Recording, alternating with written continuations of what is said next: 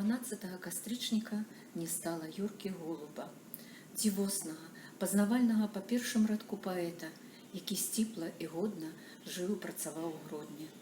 Ён не дажыў да свайго 73-годдзя 8 дзён. Памяці Юрыя Владзіміровича Голуба прысвячаецца.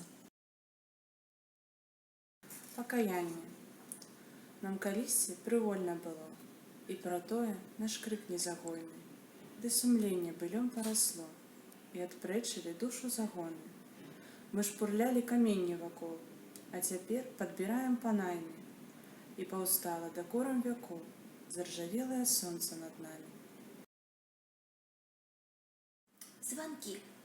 А кветкі завуцца званкі, іх стойбішча ў лесе тутэйшы.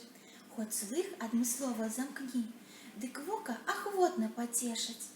Блакітныя дзеці зямлі палянам далі па вяночку.